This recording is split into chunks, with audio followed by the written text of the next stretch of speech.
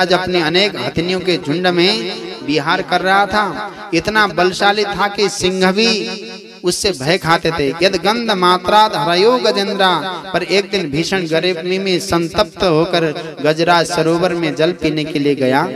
पानी के गहरे जल में गया। जल में बैठे हुए ग्राह ने क्रोध में आकर गजराज के पैर को पकड़ लिया। पहले तो गजराज ने विचार किया, नन्हा सा जीव मेरा क्या बिगाड़ेगा, मेरे डर से तो बड़े बड़े सिंह पलायन कर जाते हैं। पर जब अपना बल पराक्रम पूरा लगाने पर भी अपना पैर छुड़ा नहीं पाया तो समझ गया कि ये साधारण नहीं। हथिनियों ने अपना इशारा किया, अब आप बचा लो। पूरे परिवार ने मिलकर पूरा बल दिखाया, फिर भी मगरमच्छ ने पैर नहीं छोड़ा। बहुत समय तक युद्ध चला। अंतिम में उसका सारा परिवार धीरे धीरे खिसकने लगा। गजराज ने कहा, अरे मुझे छोड़कर कहाँ जा रहे हो, मुझे इस संकट में अकेला छोड़कर कहाँ भाग रहे हो। हथिनियों ने कहा, महाराज अब तुम्हारे कारण पूरा परिवार यहाँ बैठा बैठा भूखा तो मरेगा नहीं। ऐसा सुनते ही हाथी को वैराग्य हो गया। संसार का वास्तविक स्वरूप सामने आ गया। सोचने लगा, जब तक मुझ में बल था, पराक्रम था, सब झुंड मेरे साथ चलता था, आज एक छोटे से मगरमच्छ ने मेरा पैर पकड़ा तो सब मेरा साथ छोड़कर भाग गए। अब पता चला कि ये सब मेरे सुख के साथी थे। नानक देव जी महाराज कहते हैं गुरु ग्रंथ साहिब में, प्रीतम जान लियो मन माही, अपने सुख से ही जग बांध्यो, कोऊ काऊ को नाही। इस संसार में सब स्वार्थ के व्यवहार हैं। जगत में स्वार्थ का व्यवहार, धन है, पद है, प्रतिष्ठा है तो सब अपने। थोड़े से खाली होकर देखना, कोई अपना नहीं रहेगा। सुख में आन सबही मिल, बैठत रहत 34 घेरे, विपत पड़ी सबही संग, छाड़त कोऊ न आवत नेरे। हाथी को बात समझ आ गई, परंतु ये बात आपके हमारे समझ में आने वाली नहीं है। शरीर के अभिमान को लेकर हम भी हाथी की तरह उन्मत्त होकर विचरण करते हैं, परंतु जब मृत्यु रूपी मगरमच्छ पैर पकड़ता है तो जकड़ता ही चला जाता है। परिजनों की सेवा की भी एक सीमा है महाराज। वे भी भगवान से प्रार्थना करने लगते हैं, महाराज अब इनकी जल्दी से सुनो।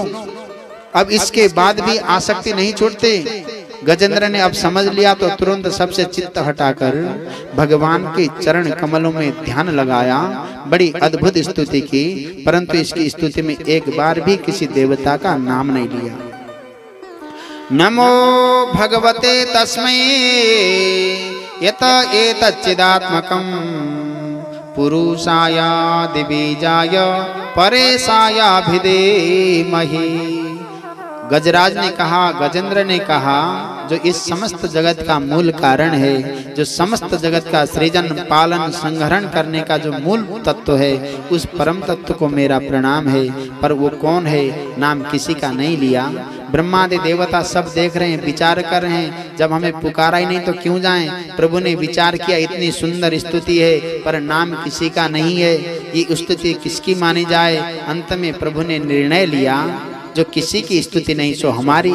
तो भगवान अपना नाम सुने बिना ही गरुड़ पर आरूढ़ होकर दौड़ पड़े। जब गजेंद्र ने देख लिया कि गरुड़ पर चढ़कर गोविंद आ रहे हैं, तब उसने नाम लिया, स्वन्तः सरस्युरुवले न गृहीत आर्तो, दृष्ट्वा गरुत्मति हरिं खौपात चक्रम, उदक्षिप्य साम्बुजकरं गिरमाह कृच्छान, नारायणाखिल गुरो भगवन नमस्ते। बोले नारायण देव की जय हो। जब उसने देख लिया कि गरुड़ पर चढ़कर नारायण मेरी रक्षा करने के लिए आ रहे हैं, तो डूबते डूबते सरोवर से अपनी सूंड के द्वारा एक कमल का फूल उखाड़ लिया। वही कमल भगवान कमला कांत के चरणों में चरा दिया। भगवान ने देखा ये तो बिल्कुल डूबा जा रहा है, तो तुरंत भगवान ने उसकी सूंड को पकड़ा, बाहर खींच कर लिया है। जैसे ही प्रभु ने हाथी को बाहर निकाला, मगरमच्छ भी पैर के साथ खींचा चला आया। भगवान ने अपने दिव्य सुदर्शन चक्र से उस मगरमच्छ का मुख फाड़ दिया, गजराज का उद्धार कर दिया। ग्राहात विपाटित मुखादरिणा गजेंद्रम, संकट में गजराज था, उसी ने गोविंद को पुकारा, परंतु गोविंद ने आते ही सबसे पहले मगरमच्छ को उबारा, ग्राह का उद्धार किया, पहले गजराज का बाद में किया। इसका क्या मतलब है? तो कहते हैं कि मानो प्रभु कहना चाहते हैं, जिसने मेरे चरण पकड़ लिए उसका तो उद्धार होना ही होना है। जो मेरे भक्त के चरण पकड़े बैठा है, पहले मैं उसका उद्धार करता हूँ। भगवान ने दोनों का ही उद्धार कर दिया।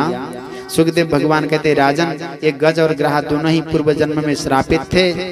जो ये मगरमच्छ था वो पूर्व जन्म का वहू नाम का गंधर्व था, जो हमेशा परिहास करता था। और जो गजेंद्र था, इंद्रद्युम्न नाम का राजा था। और इस प्रकार से दोनों के दिव्य भाव में